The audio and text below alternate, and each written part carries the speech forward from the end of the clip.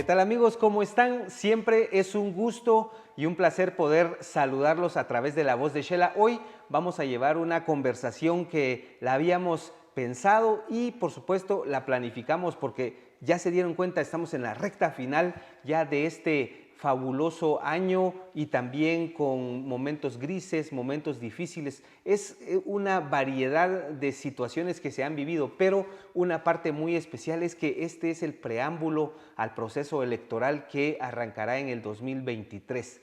Así que un analista, un análisis para esta oportunidad no debería de ser de alguien que ha leído cosas o que se ha instruido sobre la política. No, queremos hablar y pensamos hablar con alguien que lo ha vivido, con alguien que en carne propia ha manejado estos temas y que tiene autoridad, que tiene conocimiento para hablar de este aspecto y poder interpretar algunos pensamientos, algunas ideas que seguramente ustedes en casita van a reflexionar y que este sea el punto de partida de lo que podemos pensar de cara al 2023. Así que para mí es un gran gusto presentar en esta oportunidad al licenciado Edgar Axip. Pues bueno, él tiene una gran trayectoria profesional, política, personal. Fue 2 veces alcalde de San Pedro Zacatepeques, Guatemala. También fue vicepresidente de la ANAM, presidente de la ANAM, fue diputado del Congreso de la República, fue también director ejecutivo de FONAPAS en el gobierno de Óscar Berché, así que una gran trayectoria política y por eso consideramos que pues seguramente nos va a aportar ideas en el tenor del futuro inmediato que tenemos para el tema político. Así que Edgar, bienvenido, ¿cómo estás? Mucho gusto. Muchas gracias, César. Primero, muchísimas gracias por este espacio y permitirme a través de este tu gran medio que es ya reconocido a nivel nacional, La Voz de Xela. Es un gusto, un privilegio poder estar ante tus cámaras y a través de este medio poder saludar a toda esa gran audiencia que a través de las redes he visto que hoy es uno de los medios más conocidos y con más cobertura en el país. También felicitaciones por ese trabajo y a tu equipo. Gracias, Edgar. Bueno, pues definitivamente hay muchas maneras de poder iniciar una conversación, pero en esta oportunidad, ¿cómo estás, Edgar?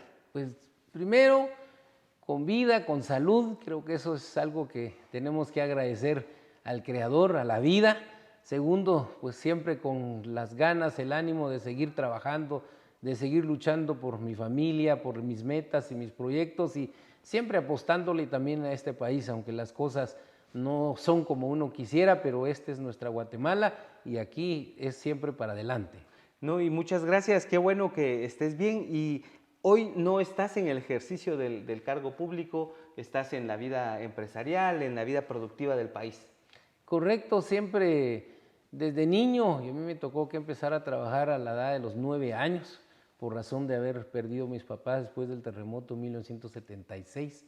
Nosotros somos 6 hermanos y pues la vida nos permitió tener que crecer con varias familias. Yo me caso con una, luego con una tía que fue prácticamente quien me adoptó como mi mamá, pero pues una condición humilde de una comunidad y me tocó que empezar a trabajar desde los 9 años y hasta la fecha creo que siempre el trabajo dignifica y el trabajo es el medio a través del cual podemos no solo obtener nuestro sustento, nuestro ingreso, sino alcanzar nuestras metas y entonces siempre he dicho que si podemos hacer algo y brindar oportunidades y empleo, eso es un reto para los que tenemos esa oportunidad.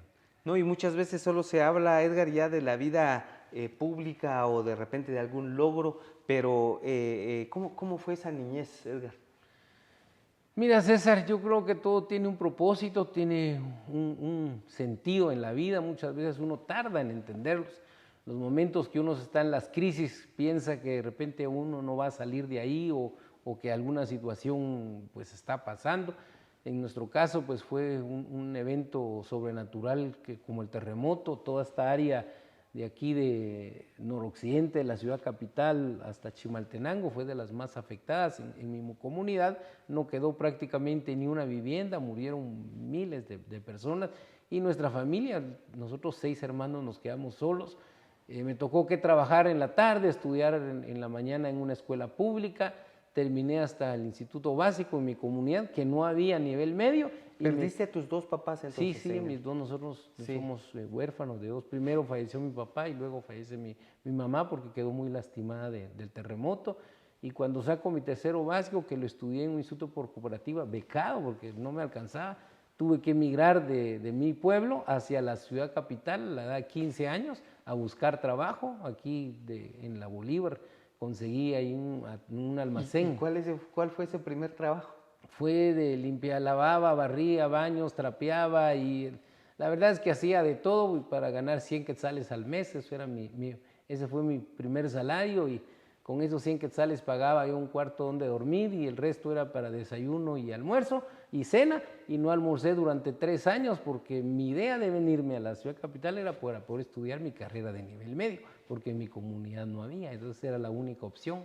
¿Y se dio esa oportunidad, Edgar, de estudiar en el diversificado? Desde joven yo tenía la idea de ser administrador de empresas, esa era mi idea, y cuando vine me puse a buscar esa entidad, encontré un instituto con esa carrera de perito en administración que se pagaba 35 al mes, por eso es que los 100 no me alcanzaba, pero afortunadamente me becaron, también estudié becado en un instituto todo el nivel medio, y con mucho esfuerzo logré graduarme, abanderado afortunadamente también.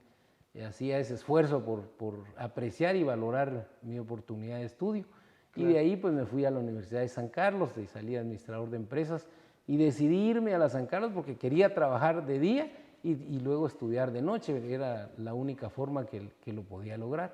Claro, Edgar, no quiero dejar pasar esa parte donde no almorzabas, nos contás, con tal de pues optimizar los recursos y poder estudiar. Realmente puede ser que se diga como una frase, pero es algo muy poderoso y que hoy es ejemplo, pero que también marcó tu vida. Mira, es que había un momento muy difícil en que yo tenía que tomar de decisión qué hacía con mi vida. Fueron noches especialmente muy duras que hasta pues lo comparto con humildad, me ponía a llorar a veces en las noches porque vivir uno solo aquí, joven, prácticamente en un cuarto tenía una cama, una mesita, mi cafetera, eso era todo lo que tenía, y había noches en donde no tenía con quién hablar, sentirme prácticamente solo en esta ciudad fría, y me daban ganas de regresarme a mi comunidad, pensar que ya tenía mis otros hermanos y cierta familia, y yo decía, me regreso, pero había una voz que me decía que si me regresaba, primero no podía estudiar, y segundo, que no iba a poder alcanzar lo que yo buscaba. Desde joven siempre soñé y pensé en llegar a tener algo propio, poder construir algo, y entendía que el mecanismo era primero prepararme para después lograrlo, y entonces ese ánimo combinado con la necesidad de querer hacer algo, porque era una situación muy difícil, entonces me obligaba a priorizar, y la prioridad ¿cuál era? Era mi estudio, mi trabajo y mi estudio. Entonces, y después comer. Y yo decía la comida pues con desayuno y cena, que literalmente era pan o tortilla con frijol y cafecito, esos eran los 2 tiempos. El bus que me dejaba de regreso de estudios, 8 o 9 de la noche, era en la placita, la antigua placita donde antes ahí convergían los buses, y ahí había venta de comida, ahí compraba todavía en hojas de plátano los 50 centavos de frijol y con 5 centavos de tortilla, y eso era lo que llevaba, y con eso cenaba, ya ponía mi café, y así era como optimizaba mis recursos. Pero de veras uno lo dice a veces cuando enfrenta uno las crisis o pasa esas situaciones difíciles, también eso lo enseñan a uno, te forma y te hace entender que en la vida hay que sacrificarse, hay que esforzarse, que no todo es fácil, pero cuando hay convicción en querer hacer las cosas, yo comparto y lo digo por experiencia propia, de que se puede, no es fácil, pero sí se puede salir adelante. Claro, muchas veces hay excusas, hay pretextos, pero realmente tu testimonio como parte introductoria de esta conversación, yo diría que la introducción puede ser lo medular y lo más importante de esta plática. Edgar, en esta parte no cabe duda que debe de existir esa combinación muy buena, la quiero remarcar, de las ganas y la necesidad. Siempre vale la pena esa mezcla, Edgar, para que le expliques a los jóvenes y que ellos sepan que esa parte vale la pena. Yo creo que todo ser humano, por su naturaleza, aspira a lograr objetivos, a lograr metas, pero muchas veces no tiene la suficiente fuerza para lograrla. ¿Por qué? Porque a veces las cosas se nos facilita o tenemos a veces el estudio a la mano o muchas veces tenemos todo el apoyo de los padres de familia y entonces no pasamos en una crisis y en una necesidad que nos hace diferenciar entre no tener y entre tener las cosas. Cuando uno no lo tiene, realmente es donde uno dice, ¿cómo hago?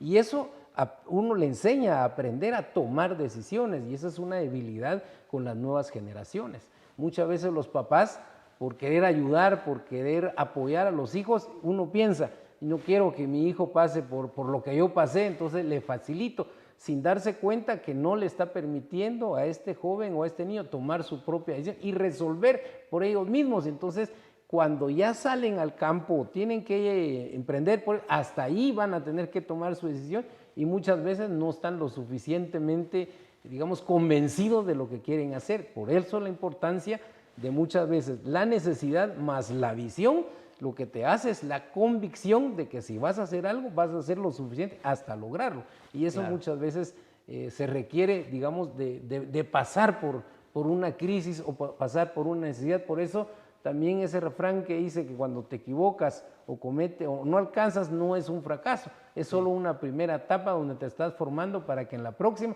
estés más cerca de lo que vas a alcanzar. No, y muy poderoso esa parte y para pues saber que siempre hay una base de lo que en su momento es público. ¿Y cuándo comienza a darse esa oportunidad? ¿Te gradúas de la universidad? Luego, ¿qué sigue en tu vida? Mi sueño era emprender una empresa. Yo evaluaba y pues cuando uno estudia administrador de empresas hay una parte de mercadotecnia, investigación de mercados y también la de diseño, planificación y ejecución de proyectos. Es una carrera muy dinámica y había visto ya la gran necesidad del tema de la vivienda y el área de brindar oportunidades para residencia.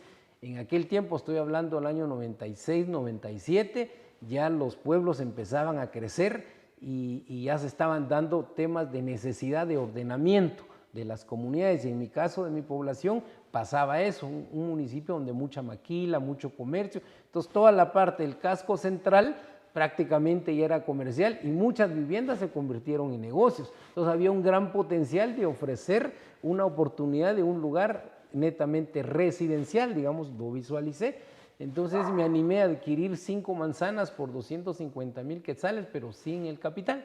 Solo tenía 68,000 quetzales que yo, estando en la universidad, trabajé para un organismo internacional, que es parte de lo que cuento. La universidad me abrió ese camino, un empleo donde yo ya ganaba $1,000 porque diseñé una metodología para electrificación rural a través de dar un apoyo a la comunidad para no solo iluminar la vivienda, sino poder utilizar la electricidad de forma productiva, o sea, que el herrero ya pudiera soldar, que el carpintero tuviera herrera, entonces diseñamos que no solo fuera consumo.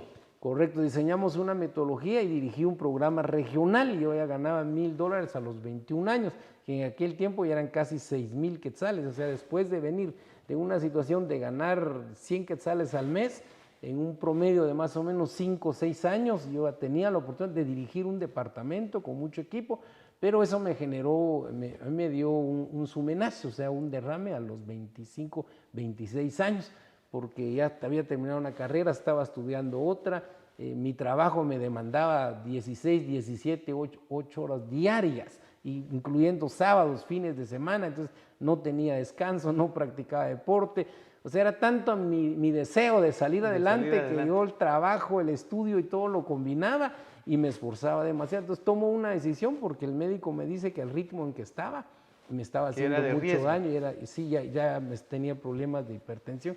Renuncio a ese trabajo y me regreso a mi comunidad, visualizo ese proyecto, tenía 68,000 quetzales de capital y hago una oferta de un crédito prácticamente de 500,000 quetzales, pero el proyecto fue tan exitoso que en un año logré vender el proyecto, lo desarrollé, ya me quedé con un capital y empiezo con esa parte de proyectos inmobiliarios.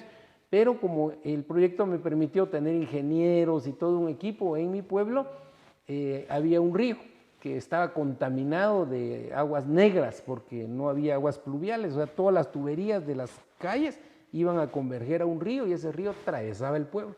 Y en verano, imagínense ustedes, el caudal del río bajaba, entonces era una pestilencia y una contaminación que los vecinos querían ver cómo se resolvía, pero habían ido con el alcalde y el alcalde en la municipalidad no les brindaba el apoyo. Entonces se acercaron conmigo, yo les dije hagamos el estudio y consigamos en otra entidad. Yo pagué, financié el estudio con el personal que trabajaba conmigo, hicimos los planos y todo el presupuesto. Fuimos a los consejos de desarrollo, que en ese tiempo eran nuevos, nos aprobaron un proyecto y a través de una asociación comunitaria ejecutamos la primera parte del proyecto. Y en ese año vino la época electoral, entonces la comunidad, yo no fui postulado ni me involucré en política, primero porque yo hubiera querido, ni porque un partido me lo haya pedido, sino la comunidad y todos los comités que estábamos trabajando fueron los que me dijeron, Edgar, tú deberías ser el alcalde de este municipio. Y mi respuesta es no, o sea, mi visión de vida no era yo meterme en la política. Público. Yo ya tenía un proyecto, un emprendimiento y tenía otra visión de irme a estudiar afuera, una maestría en el INCAE, en ese tiempo ese era mi sueño, pero ellos me hablaron, platicamos, después de muchas reuniones con los líderes, entonces yo les dije que le ponía dos condiciones, la primera es que hiciéramos una asamblea a nivel local y la segunda es que fuéramos a las aldeas para que las aldeas eligieran representantes para hacer un consejo municipal realmente representativo de toda la comunidad. Aceptaron, convocamos al pueblo, entonces en un cabildo abierto me nominan para ser candidato a alcalde y luego fuimos a las aldeas. Con los representantes de cada aldea presentamos una propuesta distinta, no aparecíamos en las encuestas, todas las encuestas el candidato era en ese tiempo, y de ese partido que ni existe, es el FRG, él encabezaba todas las encuestas. Nosotros arrancamos en un mes de, me recuerdo bien, un 18 de junio. ¿De qué año estamos hablando? Estamos hablando de 1995 y empezamos en 18 de junio y la primera vuelta fue en septiembre y nosotros en 4 o 5 meses ganamos la elección. Fui el alcalde en ese periodo electo más joven de todo el país. ¿Cuántos años tenías cuando fuiste alcalde? Tenía ya cumplido los 28 años, pues era soltero, que era parte de lo que yo le decía a los vecinos, de que miren, yo estoy soltero, no tengo papá ni mamá, en mi comunidad hay una cofradía, donde los alcaldes al ganar va una cofradía a su casa y eso pues requiere una investidura, digamos cierta autoridad moral también de personas ya mayores, y en mi caso pues yo era joven. Sin embargo ellos me decían, no te preocupes, nosotros vamos a armar un consejo, te vamos a apoyar, o sea, hubo toda una organización y un respaldo comunitario y eso fue lo que a mí me convenció. Y también entendí que los que hemos venido de abajo y lo que nos ha costado y hemos estudiado en universidades o instituciones públicas, fue el pueblo el que pagó nuestra educación y entonces tenemos que devolverle a través del servicio parte de eso que el pueblo nos dio y con un trabajo. Y yo admiro mucho, por ejemplo, las autoridades comunitarias, los alcaldes auxiliares, que ellos sirven durante un año a su comunidad, pero no tienen salario. Y hoy miramos a los alcaldes en muchos municipios, departamentos, con salarios de 80,000, 90,000, 100,000 quetzales, cuando totalmente tergiversado de lo que realmente es el servicio. Estar involucrado en política, lamentablemente hoy hay mucho desgaste, la gente no ve bien al político, pero no es por culpa de la gente, sino porque el político ha abusado de ese poder, de esa confianza que la población le ha dado, a tal punto que se ha deslegitimado. Quiere decir que hoy ser político en carrera en Guatemala es ser mal visto, porque ese espacio, esa confianza que el pueblo le da a un político, el político se aprovechó de eso solo para su beneficio y el servicio a la comunidad ha quedado postergado y eso es triste. Y yo creo que es algo de lo que hay que hablar, hay que discutir, porque la política no puede quedar de lado. La política es donde se toman las decisiones, donde se administra el recurso de un país, es donde se decide el futuro de las generaciones en términos de educación, de salud, de carreteras, o sea, de todos los servicios que una ciudadanía necesita, de condiciones para estar bien. Esas decisiones pasan por manos de un político y lo hemos dejado a un lado. La ciudadanía no quiere saber de política y luego cuando vienen las elecciones ahí podemos ver muchas veces la apatía, que no participa, no le dedica el tiempo para meditar bien su voto y los resultados son 4 años de malos gobiernos. Claro, Edgar, y en esa parte luego vino una reelección. en la municipalidad de San Pedro Zacatepec, que es Guatemala? Ahí hubo toda una combinación porque estando de alcalde, creíamos nosotros, especialmente aquí en el área metropolitana, aquí el problema del transporte, igual ya que Saltenango y Cantel y Salcajá, digamos, ya están teniendo ese tipo de problemas, como la ciudad lo empezó a tener hace 20 años, el transporte, el agua, la basura, aquí se empezó a complicar porque estamos prácticamente, ya no hay un límite. Si uno entre Villanueva, entre Villacanales, Santa Catarina, no sabe dónde termina la ciudad, dónde comienza. Sí, Pero sin embargo no hay coordinación entre los alcaldes para abordar la problemática de otra forma. Muchas veces los alcaldes se sienten el dueño del municipio y entonces esa falta de coordinación no permite soluciones más viables.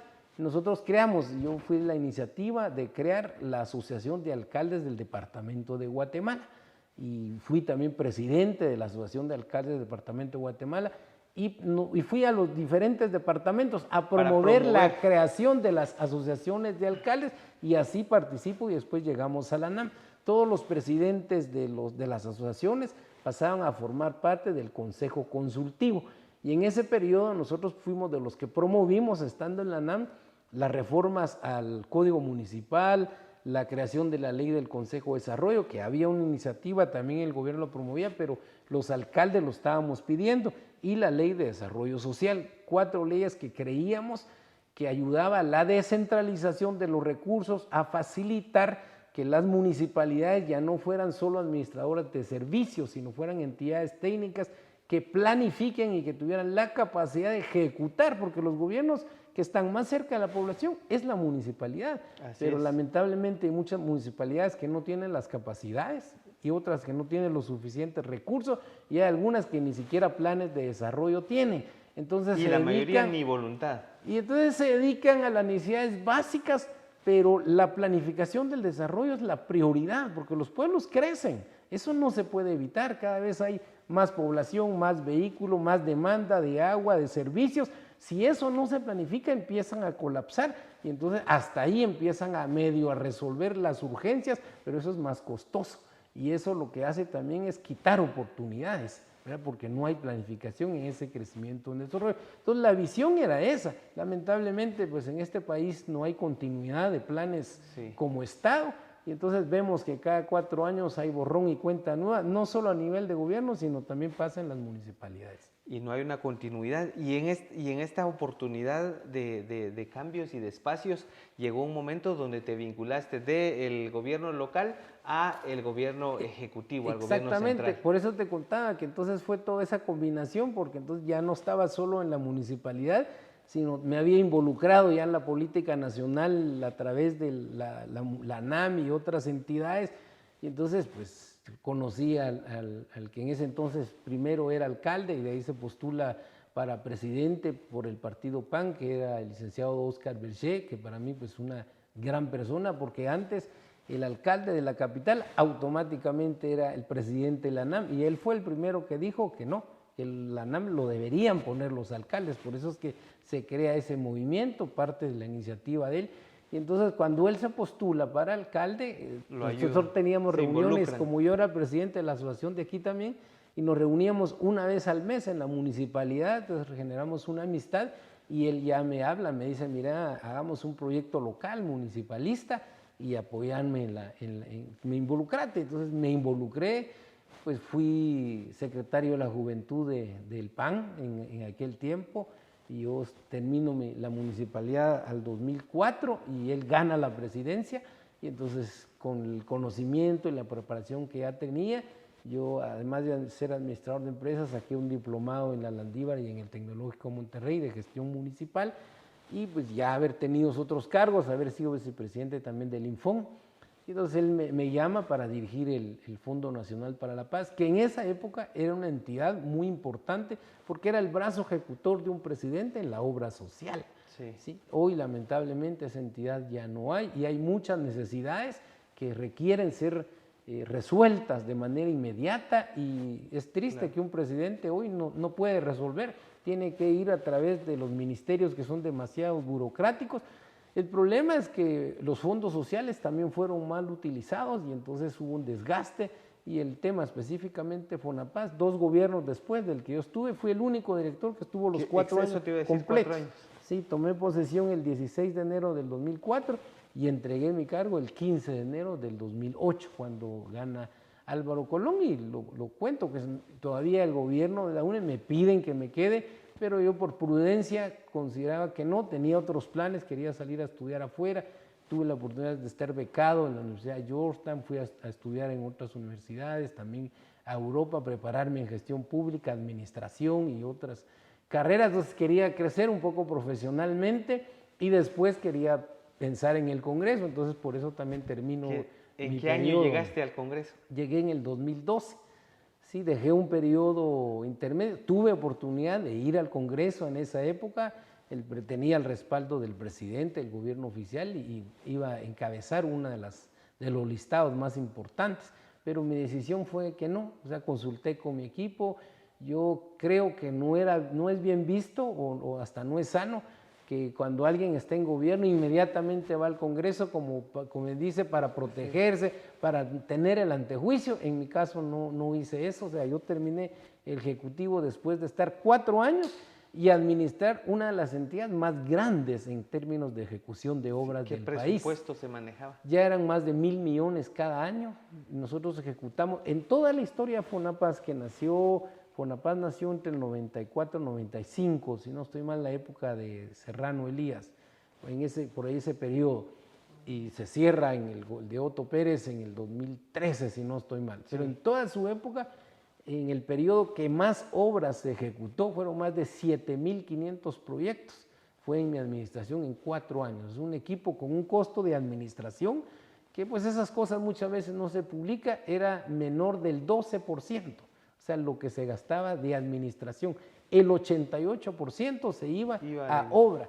Hoy el gobierno, su costo de funcionamiento es más de 60% y la inversión no rebasa ni el 13-14%. ¿Qué otras cosas han cambiado, Edgar? Porque vamos a hablar también ya de la parte política, del ejercicio político, pero en tema de gobierno, ¿qué ha cambiado de esa época a la actual? Además, por ejemplo, de ir invirtiendo el tema de administración respecto a inversión. Bueno, miren, hay muchas cosas que lamentablemente como país no hemos nosotros logrado avanzar. Por ejemplo, uno de esos es que no somos capaces como Estado, como nación, de ponernos de acuerdo. Hay muchas élites, hay muchos sectores, estamos muy divididos, muy incluso confrontados, porque hay punto de que no se acepta ni siquiera la crítica o la fiscalización o que ciertos grupos hagan propuestas, sino incluso han caído antes, era el discurso de ricos y pobres. Hoy es de izquierda o que sos de derecha o que hay un debate totalmente innecesario sin darnos cuenta que la problemática del país nos está afectando a todos. Este no es un tema ya, los problemas hoy del país ya no es ideológico, es un problema de necesidades. Estamos atravesando una crisis económica, una crisis política, una crisis de ingobernabilidad. Son 3 factores que le están generando a la población un alto costo de la vida, la canasta está muy alta, no hay suficiente generación de empleo y eso lo está padeciendo especialmente la juventud.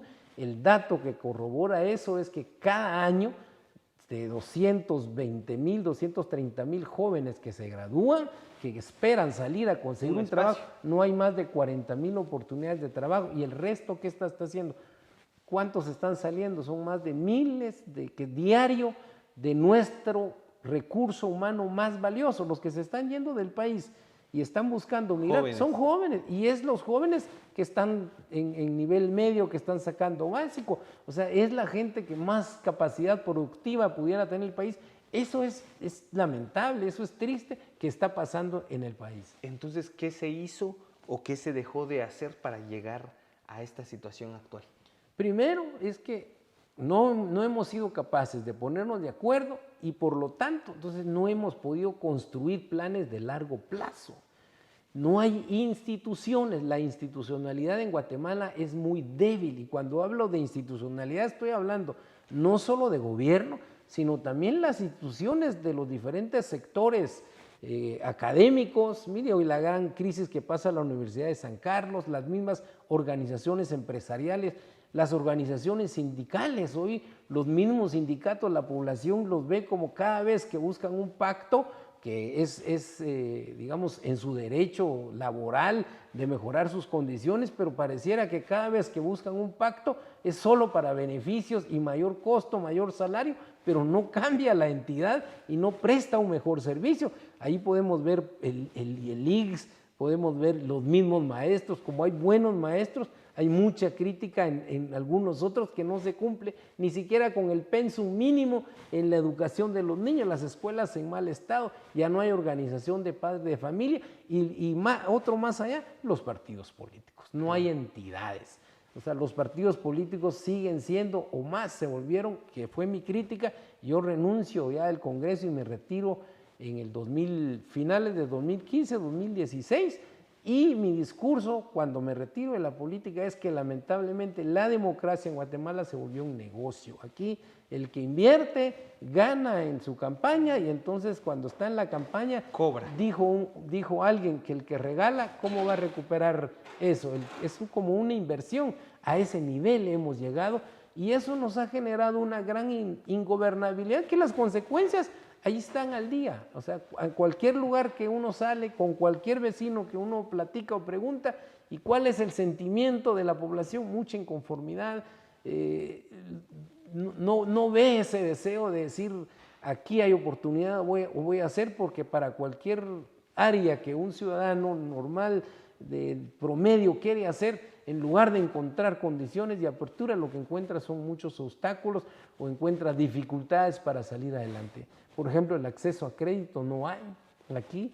El tema de la educación cada vez, en lugar de mejorar nosotros, va en detrimento. Va para abajo. La cobertura de educación, llegamos en un momento a tener casi el 92% de cobertura a nivel nacional y hoy andamos alrededor del 80%. Eso quiere decir que 20% de la población no tiene acceso a la educación. Eso es un retroceso, igual que el tema de la desnutrición. O sea, no, da vergüenza como país, teniendo tierras productivas, mano de obra calificada, que nuestra gente no tenga que comer. Eso es una consecuencia de malas administraciones. Y por eso ahorita llegamos al punto de partida en esta conversación. Estamos de cara a un nuevo proceso, ya estamos en la recta final de este año, en el último trimestre. ¿Qué tenemos que hacer? ¿Qué tiene que hacer la clase política y qué tiene que hacer el ciudadano, Edgar? Ojalá, César, esa fuera una pregunta con respuesta fácil o tener una respuesta y decirle a la población, esto es lo que hay que hacer. El ABC, lamentablemente, estas crisis también que nos ha llevado, que muchos no la quieren reconocer, que gente que está en funciones y el gobierno le dicen a la población que no es cierto que el país esté bien. Entonces pareciera que en Guatemala hay dos versiones, dos realidades, la del gobierno y la versión de la población. ¿Cuál es la versión que vale? Es la gente aquí, quien realmente hay que escuchar, y hay que ver. Es a la población la que sufre, la persona que trabaja, que si sale y se levanta temprano come y si no, no tiene para él y su familia. Pero los políticos, la clase política, están lejos de la población. Solo salen cada 4 años para ir a hacer su campaña, pero para representar a la población, que esa es la verdadera labor de la clase política, ser representantes de la población y tomar las mejores decisiones en función de las necesidades de la población. Eso se ha desvirtuado. Entonces, ¿qué hay que hacer para cambiar? Lo primero es que pues cada 4 años hay elecciones y eso es todavía de lo que nos queda de esta democracia. Hay que valorar esa oportunidad, aunque hoy mucha gente diga que no quiere participar, que no quiere apoyar. Mire, han salido muchísimas encuestas y hoy claramente está marcado que no hay ningún ganador ya absoluto para estas épocas. Contrario a lo que pasaba antes, que para entonces, ¿qué se leía? ¿Qué lectura había? En periodos anteriores había partidos fuertes, ya, aunque tal vez no instituciones en el sentido estricto de partido político, pero había un poco más de representación, había más liderazgos, personas más conocidas, y los partidos ya para esta época ya estaban en 38, un 40 o hasta 50% de intención de voto. Y con el desgaste y la pelea final, 35, 36% pasan a segunda vuelta. Sí. ¿Qué pasó en la última elección? Ni si, como el 16% de representación pasaron a segunda vuelta. Sí. O sea, no hay representatividad. Medio millón de votos. Y ahorita en las encuestas ya de los últimos 3 meses, hay 4 o 5 que van ahí en un pelotón encabezando un poco, Pero con bajos. 13%, Sí. 12, 8, 7, o sea, no hay representatividad. Quiere decir que ni están comunicando lo que la gente realmente necesita, ni están abordando la problemática real de este país, y tercero, no entienden el sentir de la población y por sus eso, necesidades. Y por eso dirías que es impredecible el resultado del 2023, Entonces, electoralmente hablando. Lo que hay hoy es una gran mayoría de la población, eso lo dicen las encuestas, más del 70% de la población hoy no sabe por quién votar. ¿Por qué? Que no cree en los políticos, no cree en los partidos y tampoco está escuchando una solución a esta problemática. Entonces está esperando. Para mí, eso es una gran oportunidad, me da cierto aliento, me da cierta confianza. ¿Por qué? Porque la población entonces no se está decantando simplemente por los partidos y por los candidatos. Y ojalá lo que vaya a pasar es que la población investigue, lea, se documente, se informe. O sea, esa es una forma también de participar.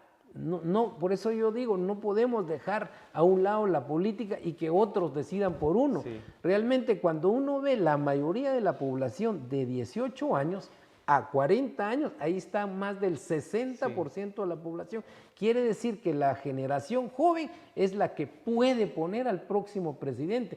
Y esta generación sabe leer y escribir, ha tenido acceso a cierta educación y tiene acceso hoy a algo que ha marcado una diferencia. Lo digital. A un teléfono, a las redes sociales. Entonces tampoco la población puede decir que no sabe o que está totalmente aislada. O sea, ya hay una responsabilidad para la población, porque hay acceso, hay información. Entonces, esta nueva generación y esta oportunidad puede significar una salida al país, porque creo que van a haber más de 20 candidatos y van a haber unos 2, 3 que sí tienen cierta preparación y tal vez hasta cierta solvencia. Entonces, no podemos apostarles a uno solo porque sea candidato, ni porque tenga ciertos títulos. Hay que investigar, hay que informarse, pero hay que ver qué ha hecho con su vida las personas, porque ya no es solo el discurso, es su trayectoria. Sí. El discurso se podrá decir... No, ¿qué quiere hacer? ¿Qué ha hecho? ¿Qué ha hecho de su vida? Y eso creo que es importante, que ojalá la población lo valore y lo pueda considerar para emitir y que no se quede en casa.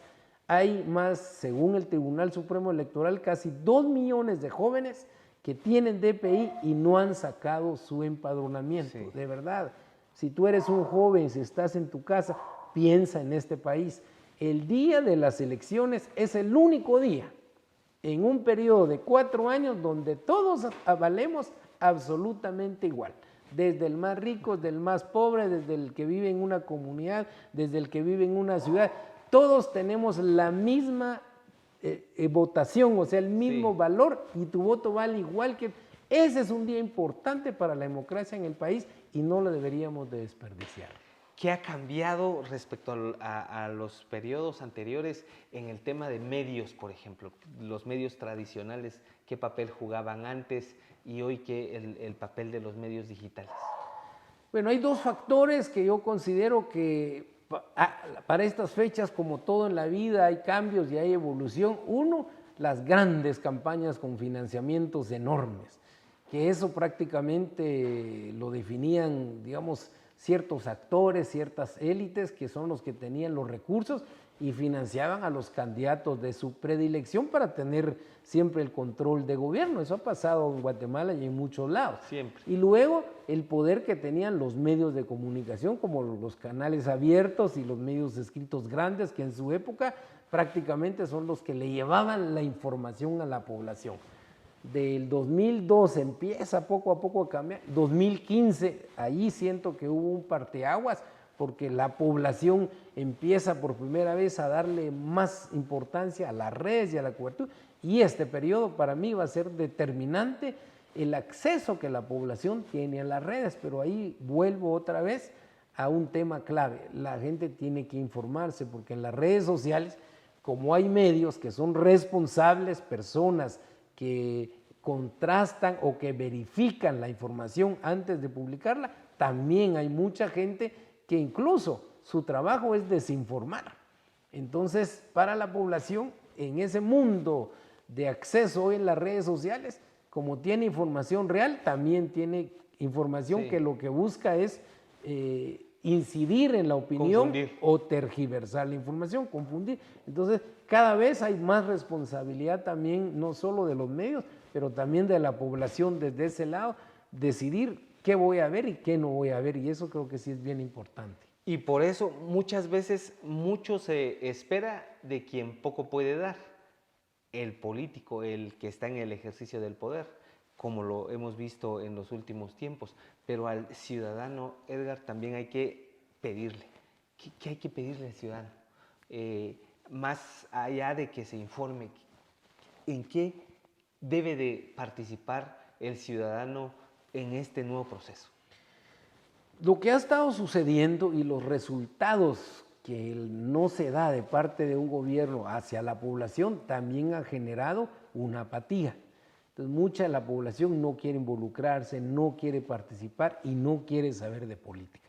Creo que eso es algo muy perjudicial para nuestro sistema democrático, porque entonces cuando la población no participa, y ojo con lo que voy a decir, porque muchas veces esperamos que los políticos cambien o que el sistema, hoy por ejemplo se habla de la necesidad de una reforma profunda al sistema de partidos políticos, a la ley electoral y de partidos políticos, que por ejemplo la población pueda elegir a su diputado más cercano por nombre y apellido, no por lista, y que ya no sea, por ejemplo, en este bello departamento de Quetzaltenango, que son 8 diputados, que podamos tener 7 diputados que sean por 1 o 2 municipios, tener su propio diputado, para que la gente le pueda pedir cuentas y el diputado también tenga una fiscalización de su quehacer, por qué ley está votando. Entonces, ¿qué pasa, por ejemplo, en el departamento?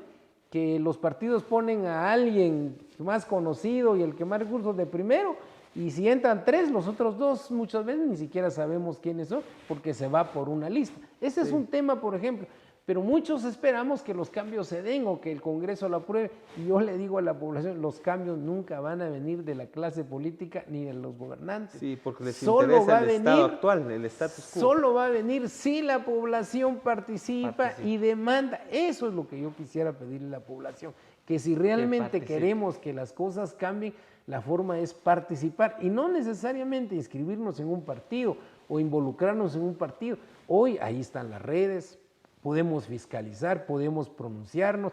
La apatía que ha generado esto y también cierto temor, ¿verdad? Se habla mucho de que no hay muchas condiciones de libertad de expresión en el país, hay muchos actores que no están expresando lo que sienten porque han habido represalias en algunos casos, y en el ambiente del país lamentablemente hay, digamos, una situación que no genera confianza para que la población se exprese, y eso ¿qué hace? Que el político se acomode, que entonces siente como convocan a manifestaciones, nadie sale, entonces no va a pasar nada. Entonces, por un lado, el político no hace lo que le debería o le corresponde, pero tampoco la población dice, como no pasa nada, entonces tampoco salgo. Eso lo único que hace es mantener esta forma de ingobernabilidad. Si queremos que cambie, tenemos que tener una participación desde mi familia, hablando a mis hijos, informándome bien, desde mi comunidad, ayudando, involucrarme con los vecinos también a ver las soluciones a comunidad, y luego pensar también en lo municipal y en lo nacional. Por eso la lectura que le doy a tu disertación es que hay una corresponsabilidad. No es solo responsabilidad de los actores públicos, sino también la responsabilidad ciudadana, que tiene que jugar un papel cada vez más incidente. Solo nos recordamos del 2015, pero después no ha existido una expresión y no existe algo que realmente pueda incidir, y no solo a nivel país, pueda incidir en un municipio, en una municipalidad, en un territorio. Eso es lo que necesitamos, Edgar. Como país, realmente tenemos una democracia joven, la primera elección democrática en esta nueva era, 1985 para la fecha. Entonces, las nuevas generaciones siento que quizás no recuerdan o no tienen presente toda la parte de la dictadura, el conflicto armado y luego todo lo que eso generó. Como país pagamos un costo por esos, pero entonces muchos solo este sistema conocemos y entonces creemos que con ir a votar y elegir ya cumplimos y que entonces ya es responsabilidad del gobierno los otros 4 años y que ellos van a actuar. No funciona así.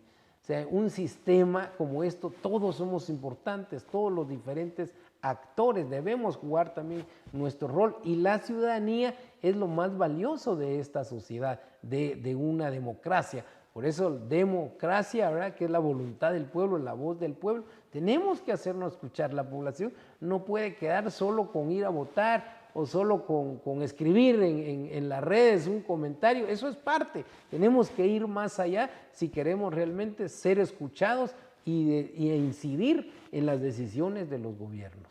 Bueno, a pesar de que no hay claridad en muchos aspectos del futuro inmediato de lo que pueda pasar con el país, todos esperamos que esto sea de una manera más favorable a la población, así que realmente estimo, valoro todas tus aportaciones, todas tus ilustraciones, porque verdaderamente ha sido eso, ha sido una ilustración de lo que ha pasado y de lo que se está viviendo. Edgar, muy agradecido con Edgar Axip, pues como lo decíamos al principio, conocedor del ejercicio público, así que muchísimas gracias. Yo quiero pedirte por favor que termines esta exposición con una reflexión más allá de lo político, más allá de lo público, de lo personal, por favor, Edgar. Bueno, primero, César, de verdad, un gusto. También yo admiro tu trayectoria. Te daba seguimiento desde que eras el director del Quetzalteco y el trabajo y la labor que hiciste de posicionar al medio en la región y luego emprender tu propio proyecto y los resultados que has logrado. Para mí, tu persona es un ejemplo también de esa lucha y de ese esfuerzo de ser capaces primero de tener la visión y el sueño y luego de poderlo llevar a cabo. Y eso lo traigo por tu pregunta. O sea, somos un país joven, somos un país donde hay muchas necesidades, pero también muchas oportunidades. Lo que requiere este país son las condiciones y ese es el papel de una clase gobernante. El gobierno no genera empleo, un gobierno no genera satisfactores para la población, tiene que crear las condiciones para que la población salga adelante, porque nuestra población guatemalteca es gente trabajadora, es gente honesta, es gente alegre, es gente que lucha por hacer las cosas, solo necesita que se le brinde la oportunidad y las condiciones para alcanzar sus metas, y eso es lo que yo quisiera decirle hoy a toda la audiencia de La Voz de Xela. Primero, que no dejes de soñar.